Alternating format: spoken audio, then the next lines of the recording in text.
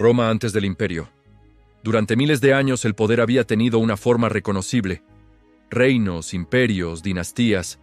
Un centro claro, una figura dominante, una cúspide visible desde la cual todo descendía.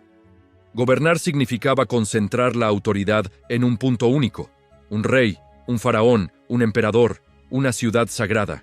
Desde Mesopotamia hasta Persia, desde Egipto hasta Babilonia. El mundo antiguo entendía el orden como algo vertical. El poder se heredaba, se sacralizaba y se imponía desde arriba hacia abajo. Ese modelo había funcionado durante siglos, y parecía incuestionable. Roma no nació así. Cuando la ciudad aparece en el mapa del Mediterráneo, no lo hace como un imperio ni como una capital destinada a dominar. No hay grandes riquezas naturales, no hay monumentos colosales, no hay un linaje divino capaz de imponer respeto inmediato.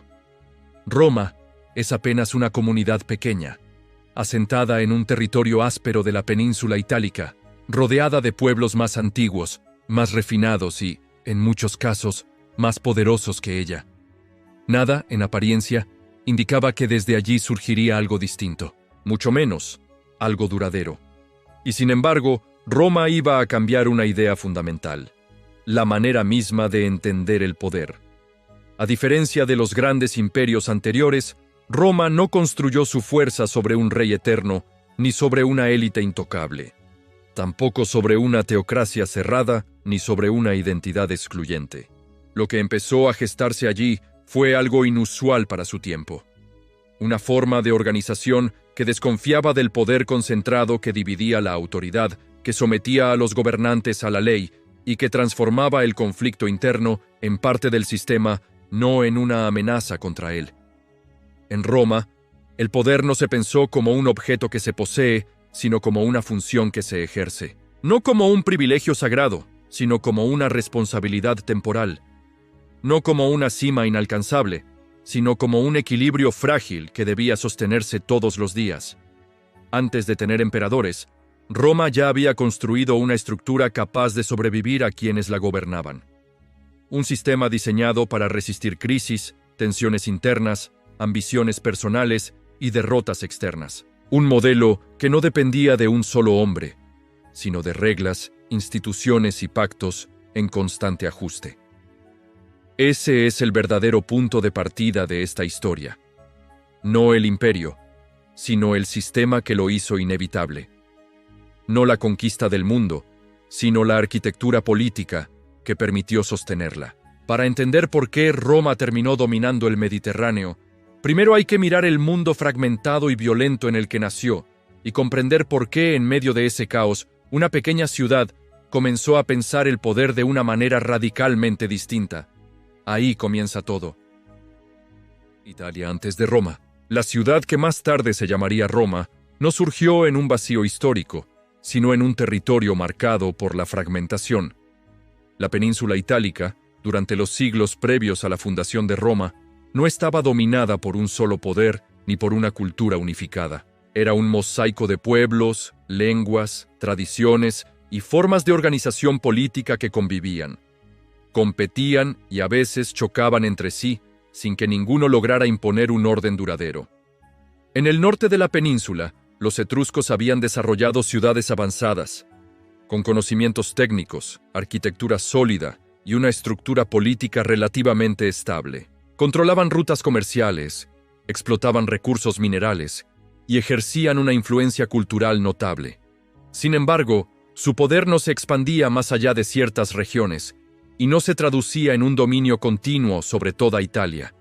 En el centro vivían los latinos, organizados en pequeñas comunidades agrícolas, con vínculos familiares fuertes, pero sin una autoridad central que los unificara.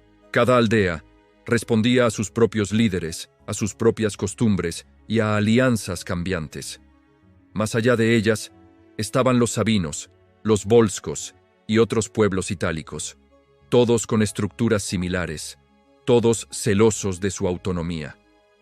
Al sur, las colonias griegas dominaban las costas, trayendo consigo modelos políticos, comercio marítimo y una vida urbana más desarrollada. Estas ciudades miraban más hacia el Mediterráneo que hacia el interior de la península, y aunque eran ricas y culturalmente influyentes, tampoco aspiraban a gobernar Italia como un todo.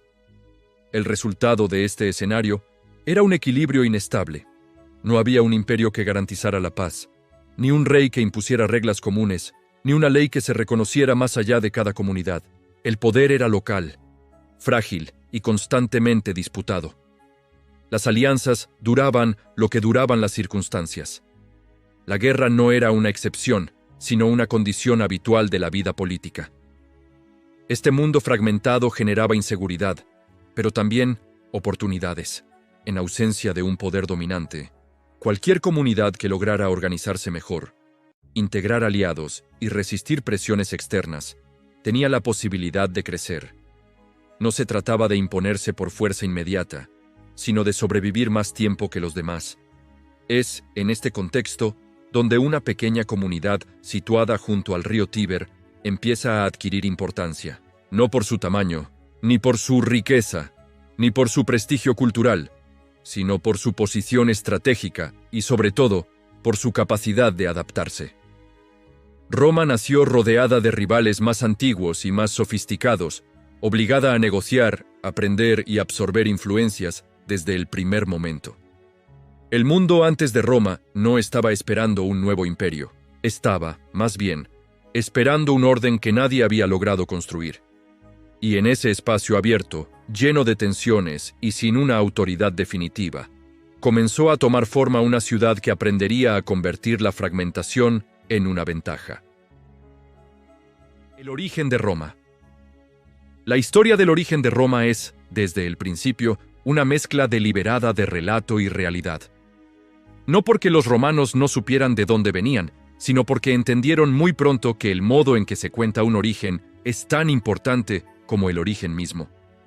Según la tradición, Roma fue fundada por Rómulo tras un conflicto fratricida con su hermano Remo. Ambos habrían sido hijos del dios Marte y descendientes del héroe troyano Eneas, sobreviviente de la caída de Troya. Abandonados al nacer y amamantados por una loba, los gemelos encarnaban desde el relato inicial una idea poderosa.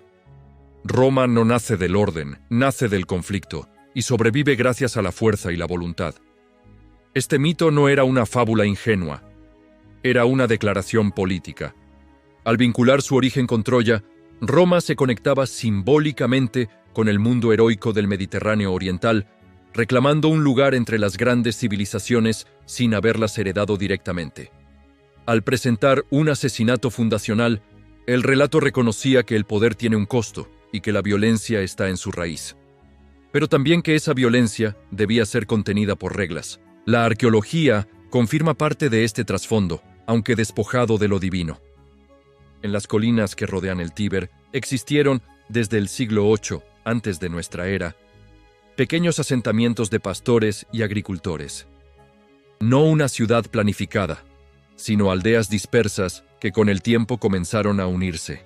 El comercio fluvial, el cruce de caminos y la defensa común favorecieron esa integración progresiva. Roma no aparece de golpe. Se construye lentamente, absorbiendo poblaciones vecinas, adoptando prácticas etruscas, incorporando rituales, símbolos y técnicas ajenas. Incluso su urbanismo inicial refleja esa mezcla. No hay una identidad pura, sino una identidad en formación constante. El mito fundacional cumple entonces una función esencial. Da cohesión a una comunidad diversa, proporciona un relato compartido que permite a grupos distintos verse como parte de un mismo cuerpo político. No importa tanto si Rómulo existió exactamente como se lo contó. Lo importante es que Roma eligió creer en un origen que justificaba la disciplina, la jerarquía y la primacía de la ciudad sobre el individuo. Desde su nacimiento, Roma se concibe como algo más que una aldea. Se piensa como una entidad destinada a durar, a integrar y a mandar. Esa conciencia temprana, construida tanto con hechos como con relatos, es lo que permite entender por qué Roma desarrollará instituciones antes que monumentos, reglas antes que símbolos grandiosos. La ciudad que surge a orillas del Tíber no tiene todavía imperio, ni ejército organizado, ni leyes escritas. Pero ya tiene algo decisivo, una idea de sí misma. Y esa idea, cuidadosamente elaborada, será el cimiento sobre el que se edifique todo lo demás. La monarquía romana. Reyes sin dinastía y poder bajo vigilancia. Durante los primeros siglos de su historia, Roma no fue una república, ni mucho menos un imperio. Fue una monarquía. Sin embargo, esta monarquía no se parecía a las que dominaban el mundo antiguo. En Roma, el rey no era un soberano absoluto ni un heredero divino. Era más bien una figura necesaria para organizar una comunidad en crecimiento, pero constantemente limitada por costumbres, consejos y equilibrios sociales. La tradición romana habla de 7 reyes, desde Rómulo hasta Tarquinio el Soberbio. Más allá de la exactitud de esa lista, lo relevante es el modelo que refleja. Ninguno de estos reyes fundó una dinastía estable. El poder no se transmitía automáticamente de padre a hijo. Cada nuevo rey debía ser aceptado por las élites de la ciudad, en especial por el Senado, una asamblea de ancianos que representaba a las familias más influyentes. El rey concentraba funciones importantes. Dirigía el ejército, presidía los rituales religiosos y administraba justicia. Pero su autoridad no era ilimitada. Gobernaba mientras conservaba el apoyo de quienes lo rodeaban y mientras respetaba un conjunto de normas no escritas que regulaban el ejercicio del poder. La costumbre pesaba más que la voluntad personal. Este sistema revela algo fundamental sobre la mentalidad romana temprana. Roma necesitaba liderazgo, pero desconfiaba del poder absoluto. El rey era visto como un primer ciudadano con responsabilidades excepcionales, no como una figura intocable. Su legitimidad dependía de su conducta y de su capacidad para mantener el equilibrio entre los distintos grupos de la ciudad. La influencia etrusca fue clave en esta etapa. Muchos de los últimos reyes romanos provenían de ese mundo cultural. De los etruscos, Roma adoptó símbolos de autoridad, técnicas de ingeniería, rituales religiosos y formas de organización urbana. Cloacas, murallas y espacios públicos comenzaron a transformar la antigua aldea en una verdadera ciudad. Sin embargo, esta apertura también generó tensiones. A medida que Roma crecía, el poder del rey se volvía más visible y, para algunos, más peligroso. La frontera entre autoridad necesaria y abuso potencial empezaba a volverse difusa. La monarquía había sido útil para fundar y organizar la ciudad, pero también había creado un problema latente. ¿Qué ocurría si un rey dejaba de respetar los límites? Esa pregunta no era teórica. Se convirtió en una experiencia concreta cuando el poder comenzó a concentrarse de manera excesiva. Roma había aprendido a vivir con reyes, pero todavía no había aprendido a protegerse de ellos. La solución a ese dilema marcaría uno de los giros más decisivos de su historia. La caída de los reyes. El rechazo definitivo al poder concentrado. El fin de la monarquía romana no fue un accidente ni un simple cambio de gobierno. Fue una ruptura consciente, traumática y deliberada. Roma no perdió a sus reyes. Los expulsó. Y lo hizo porque llegó a una conclusión que marcaría toda su historia posterior. Ningún poder personal debía volver a estar por encima de la comunidad. La tradición sitúa este quiebre en el reinado de Lucio Tarquinio, conocido como Tarquinio el Soberbio. Su figura encarna, para los romanos, todo aquello que el sistema monárquico podía llegar a ser cuando se rompían los límites. Gobernó sin consultar al Senado, despreció las costumbres, acumuló autoridad y utilizó el miedo como herramienta política. Más allá de cuánto haya de construcción simbólica en su figura, lo cierto es que Roma asoció su caída con una experiencia real de abuso. El episodio que la memoria romana consideró definitivo fue el abuso cometido por Sexto Tarquinio, hijo del rey, contra Lucrecia, una mujer noble. La reacción no fue privada ni doméstica, fue política. El acto fue interpretado como la prueba de que el poder sin control corrompía no solo al gobernante, sino a su entorno, y por extensión, a toda la ciudad. La respuesta fue inmediata y radical.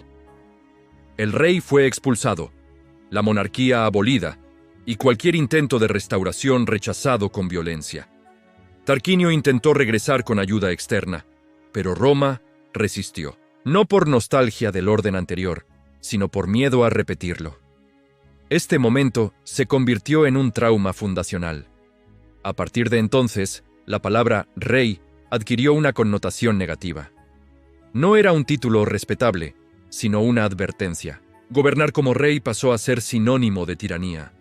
Incluso, siglos más tarde, cuando Roma ya dominaba medio mundo, el rechazo simbólico a la monarquía seguía intacto. Lo verdaderamente importante no fue la caída de un hombre, sino la decisión colectiva que siguió. Roma no sustituyó a un rey por otro. No buscó un gobernante más justo. Optó por algo mucho más arriesgado. Un sistema donde nadie pudiera acumular demasiado poder durante demasiado tiempo. Este rechazo al poder concentrado no nació de una teoría política elaborada. Nació del miedo, de la experiencia y de la memoria. Roma había probado el gobierno personal y había decidido que el precio era demasiado alto. La ciudad estaba lista para experimentar con una forma completamente nueva de organizar la autoridad. La monarquía había permitido fundar Roma. Su caída obligó a reinventarla, y esa reinvención daría origen a uno de los sistemas políticos más influyentes que el mundo haya conocido. El nacimiento de la República. Gobernar sin un solo gobernante. La expulsión de los reyes dejó a Roma ante un vacío peligroso. Habían eliminado al poder supremo, pero la ciudad seguía necesitando decisiones, justicia, ejércitos y administración. La pregunta no era ideológica, era práctica. ¿Cómo gobernar sin volver a crear un rey? La respuesta romana no fue sencilla ni inmediata.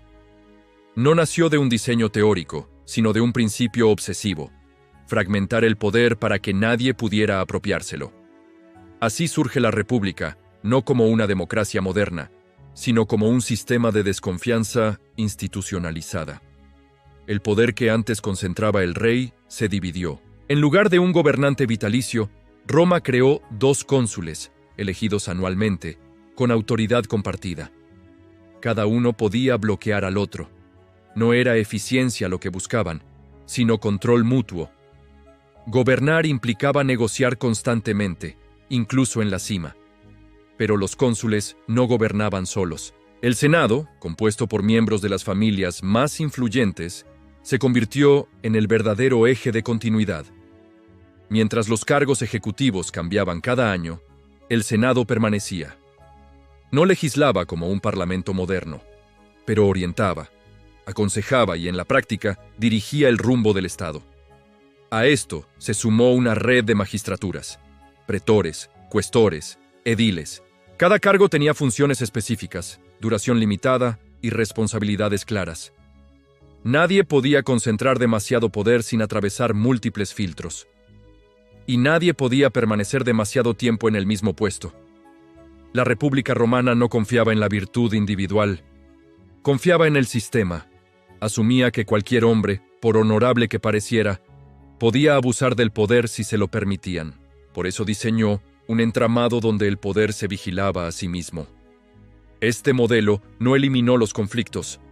Al contrario, los institucionalizó. Roma aceptó que el gobierno sería lento, tenso y lleno de fricciones, pero prefirió ese costo antes que volver al dominio personal de un solo hombre. Con la República, Roma no buscó justicia abstracta ni igualdad plena, buscó estabilidad.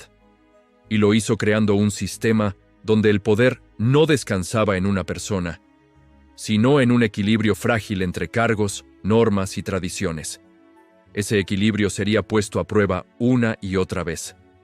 Pero durante siglos funcionó lo suficientemente bien como para permitir algo extraordinario: que una ciudad gobernada sin rey comenzara a dominar a otras que sí los tenían.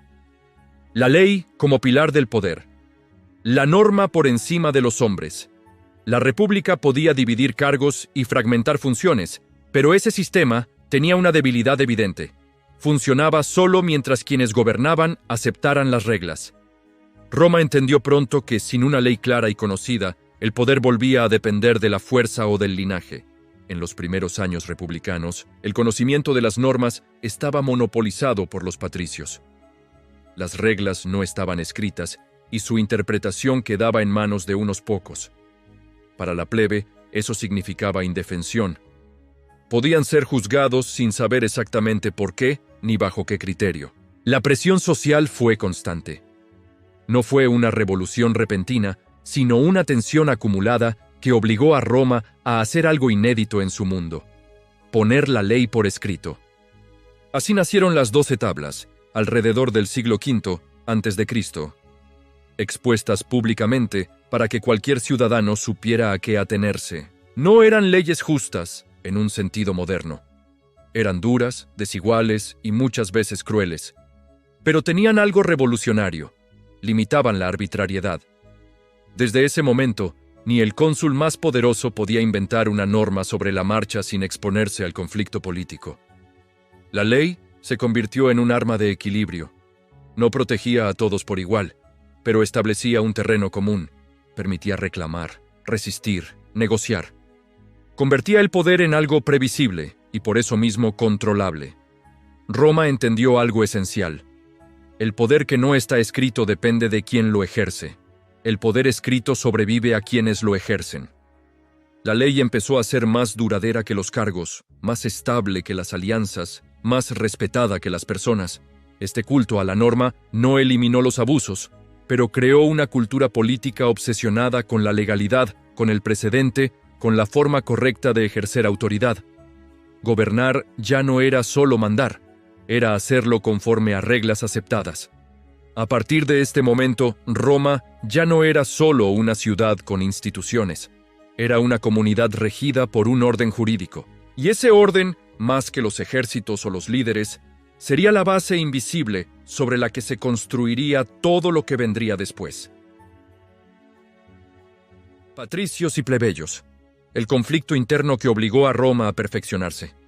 Con la ley escrita, Roma no alcanzó la armonía. Al contrario, el conflicto se hizo más visible. La sociedad romana estaba dividida desde su origen entre patricios, descendientes de las familias fundadoras, y plebeyos, la mayoría de la población. Campesinos, artesanos, comerciantes y soldados. Los patricios concentraban el poder político, religioso y judicial. Ocupaban el Senado, controlaban las magistraturas y dominaban la interpretación de la ley. Los plebeyos, aunque eran ciudadanos, carecían de acceso real al gobierno y cargaban con el peso del ejército, los impuestos y las deudas. La tensión no fue ideológica, fue práctica. Los plebeyos luchaban en las guerras, pero al regresar podían perder sus tierras por deudas contraídas durante su ausencia. Muchos terminaban en servidumbre por deudas, una situación legal pero profundamente inestable para una república que necesitaba soldados libres. Roma no resolvió este problema con una revolución violenta. Lo hizo a su manera, mediante presión colectiva organizada. La herramienta fue la secessio plebis, retiros masivos de la plebe del cuerpo cívico, paralizando la ciudad y el ejército. Sin plebeyos, Roma no podía funcionar. La respuesta fue institucional. Surgió una figura inédita, el tribuno de la plebe, un magistrado elegido solo por plebeyos, con poder de veto sobre las decisiones que los perjudicaran. Su persona era inviolable. Atacarlo equivalía a atacar al pueblo. Este fue un giro decisivo. Por primera vez, un sector subordinado obtenía una defensa formal dentro del sistema, no fuera de él. A partir de ahí, la república comenzó a transformarse lentamente. Acceso plebeyo a magistraturas, reconocimiento legal de sus asambleas y, con el tiempo, igualdad jurídica básica. Cada concesión no eliminaba el conflicto, pero lo canalizaba. Roma no buscó suprimir la lucha social, la incorporó como motor de ajuste. El sistema no se cerró, se volvió más complejo, más flexible, más resistente. Este proceso tuvo un efecto profundo. Al obligar a negociar constantemente entre élites y pueblo, Roma desarrolló una cultura política basada en el equilibrio inestable, la transacción y la ley como campo de batalla. La república no fue un modelo de igualdad, pero sí de integración progresiva, y esa capacidad de absorber tensiones internas sin romperse explica por qué Roma creció mientras otras ciudades colapsaban. La lucha entre patricios y plebeyos no debilitó a Roma, la obligó a reinventarse. Y en esa reinvención constante empezó a gestarse la maquinaria política que pronto desbordaría los límites de la ciudad. El ejército ciudadano. La guerra como deber cívico y como escuela de poder, con los conflictos sociales parcialmente integrados al sistema, Roma consolidó el elemento que terminaría de definir su destino. Un ejército compuesto por ciudadanos. A diferencia de otros pueblos del Mediterráneo, Roma no basó su fuerza militar en mercenarios ni en castas guerreras separadas de la sociedad.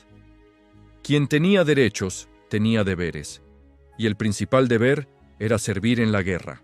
El ejército romano temprano no fue profesional. Era una extensión de la comunidad política.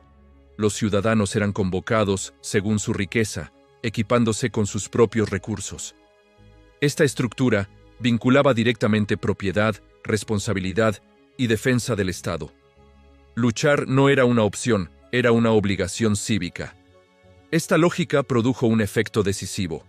El soldado romano no combatía solo por botín o gloria personal, sino por la supervivencia de su comunidad y de su estatus como ciudadano.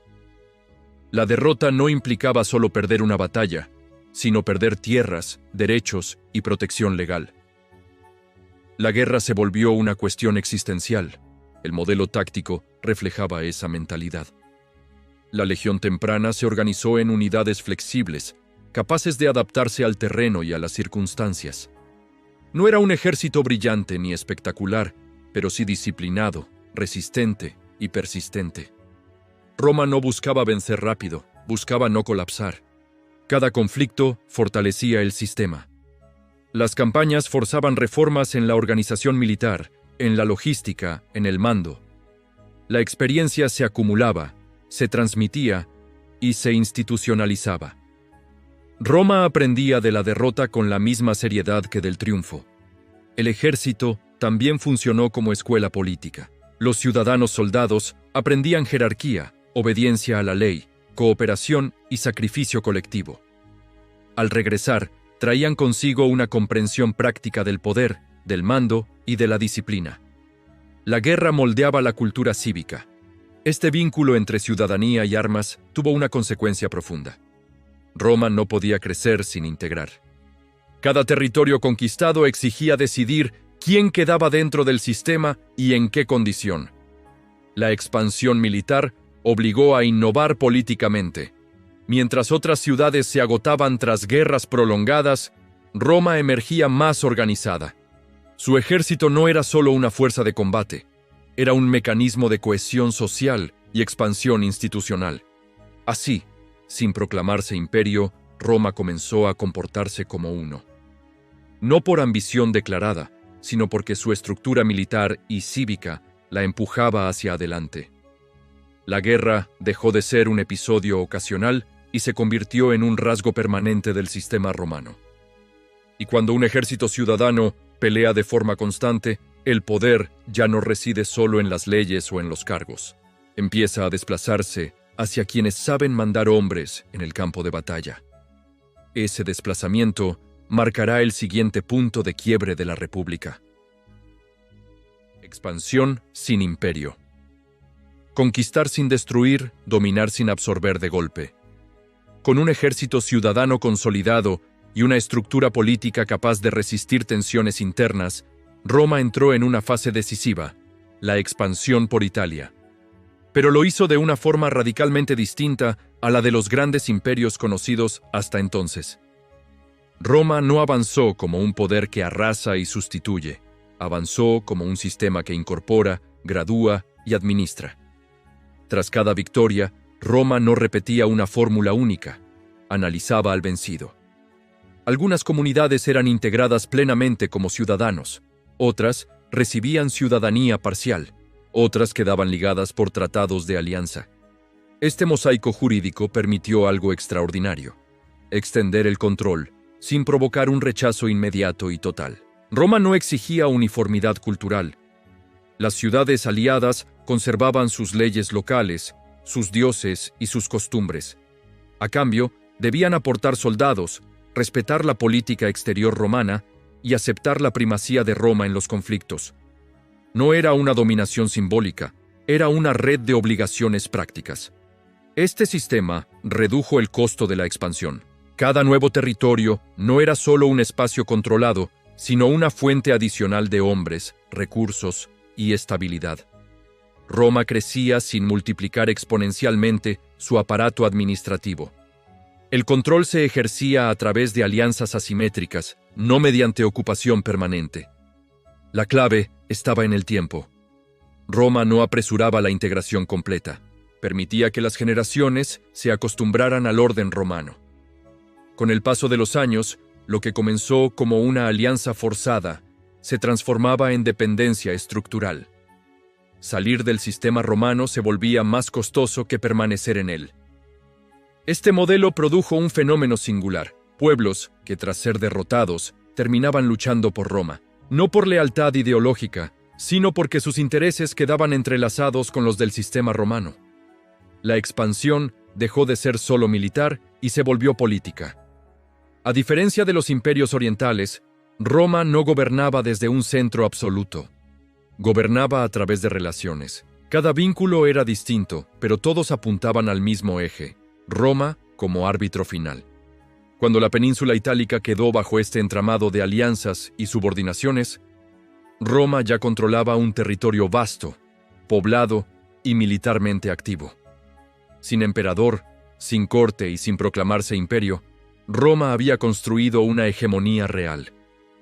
Pero este crecimiento tenía un precio oculto. Más territorios implicaban más riqueza, más botín, más desigualdad. El equilibrio interno que había sostenido la República comenzaba a tensionarse. El sistema que había permitido la expansión empezaba a generar sus propias grietas. Ese desequilibrio, aún silencioso, encontraría su epicentro en una institución que no combatía ni legislaba, pero que nunca desaparecía: el Senado.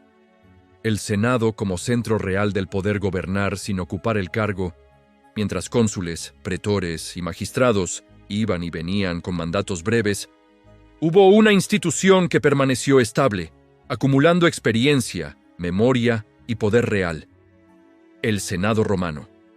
Formalmente, el Senado no legislaba ni gobernaba de manera directa. En la práctica, era el verdadero eje del sistema.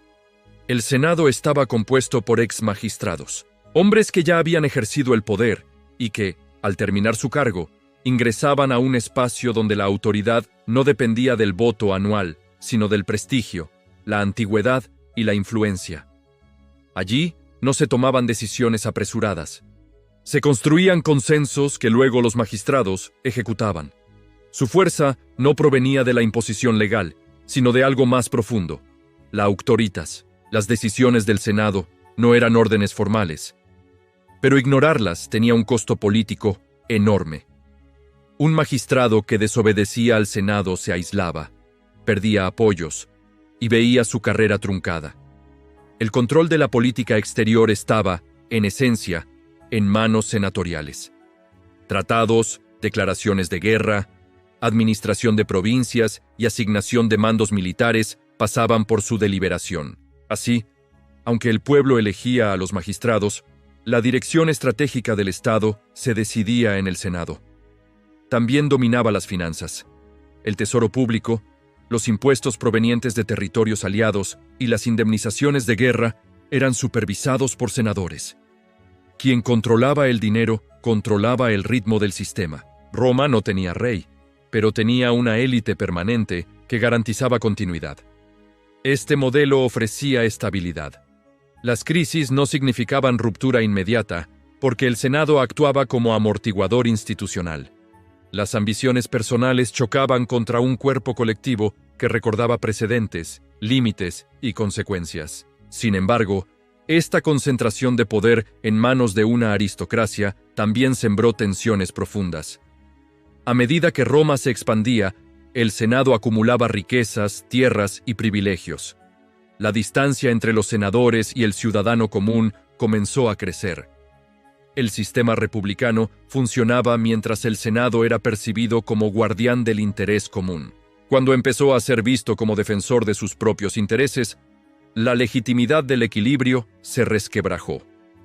Roma había creado un poder sin rostro único, pero no sin conflictos. El Senado, pilar del sistema, se convertiría también en el escenario donde se librarían las batallas políticas más decisivas del futuro republicano. Roma frente a otros sistemas. Dos modelos opuestos de poder.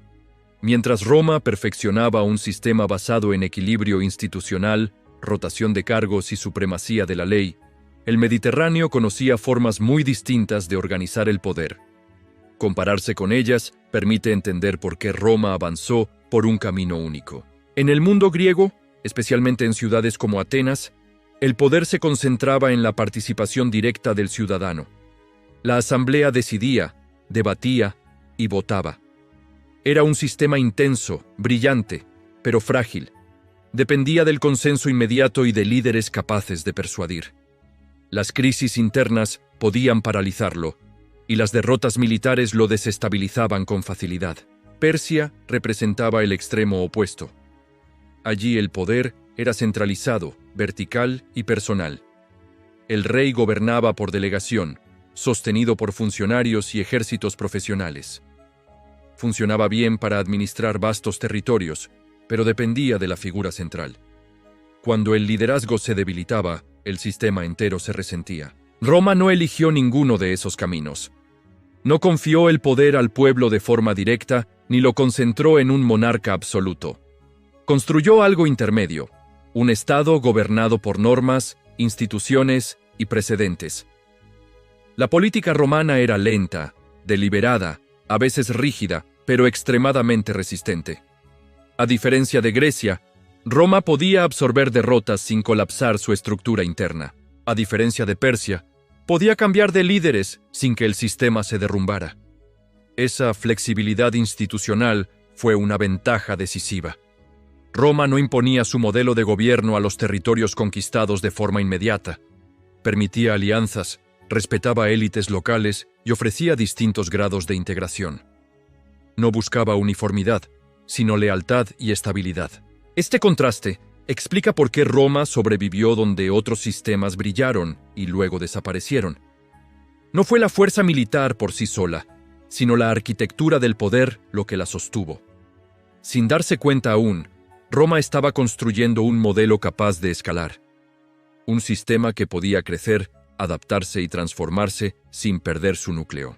Ese mismo diseño institucional, nacido en la República, sería la base sobre la que más adelante se alzaría algo mucho más grande. El imperio aún no existía, pero su lógica ya estaba escrita. Las tensiones internas del sistema. Cuando el equilibrio empieza a romperse, el mismo sistema que había permitido a Roma crecer y resistir, también comenzó, lentamente, a generar tensiones que no sabía resolver.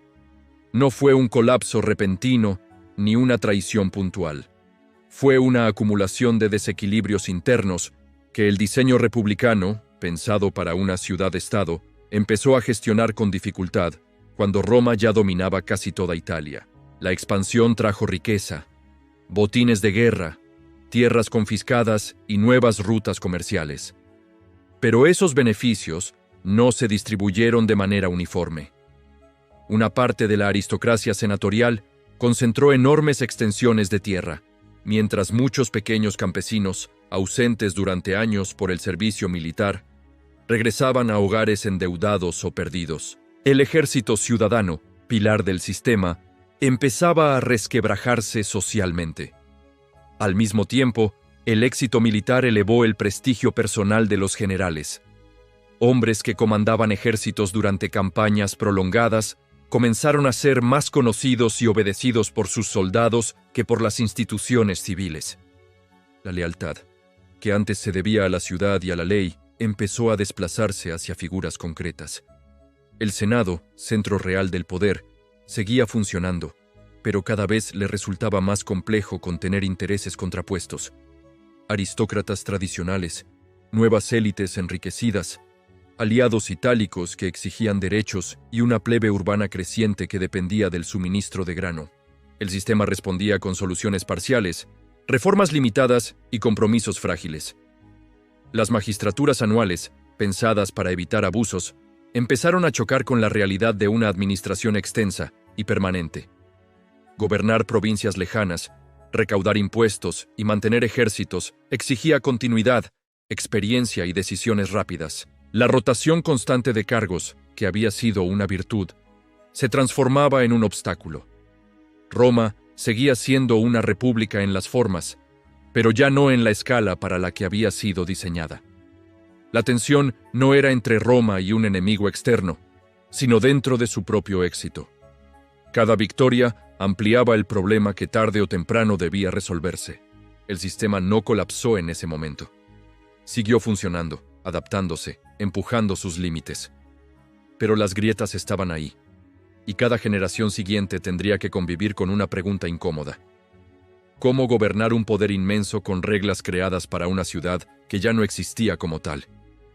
La respuesta a esa pregunta marcaría el destino de Roma. El sistema que preparó el imperio sin saberlo. ¿Por qué Roma ya era imperial antes de tener emperador? Roma no se convirtió en imperio el día en que apareció un emperador.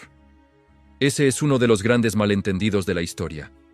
Cuando el título llegó, el proceso ya llevaba siglos en marcha. El imperio no fue una ruptura, fue una formalización. El nombre cambió antes que la estructura real del poder. Durante generaciones, Roma había aprendido a gobernar territorios lejanos, pueblos distintos y economías complejas sin destruirlos. Había creado una red de leyes, alianzas, ciudadanía escalonada y administración provincial, que funcionaba incluso cuando los hombres que la dirigían cambiaban cada año. Esa capacidad no nació con un César ni con un Augusto. Se forjó lentamente a través de ensayo, error y conflicto interno.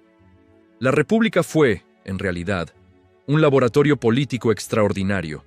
Enseñó a Roma a desconfiar del poder concentrado, pero también a depender de figuras fuertes en momentos críticos. Enseñó a equilibrar tradición y adaptación, pero también a convivir con tensiones constantes. Cada crisis dejaba una lección, y cada solución parcial abría un nuevo problema. Cuando el sistema empezó a mostrar límites evidentes, Roma no retrocedió. Ajustó, estiró y reinterpretó sus propias reglas. La legalidad siguió siendo central, incluso cuando se la forzaba. El Senado siguió existiendo, incluso cuando ya no decidía todo. Las magistraturas siguieron funcionando, incluso cuando el peso real del poder se desplazaba. Por eso el imperio no surgió como una imposición externa, sino como una respuesta interna. No fue el final de la República, sino la consecuencia lógica de su éxito. Roma había conquistado tanto que ya no podía gobernarse como antes, pero tampoco sabía renunciar a lo que la había hecho fuerte. Entender Roma antes del imperio es entender algo más profundo que una etapa histórica. Es comprender cómo los sistemas políticos pueden superar a las intenciones de quienes los crean, cómo las soluciones diseñadas para evitar abusos pueden, con el tiempo, generar nuevas concentraciones de poder, y cómo el orden, cuando funciona demasiado bien, termina transformándose. Roma no cayó por traicionar sus principios. Los llevó hasta el límite, y en ese límite, sin proponérselo, inventó el imperio que dominaría el mundo durante siglos. Gracias por ver el video, te esperamos en el canal para que seas testigo de historias fantásticas.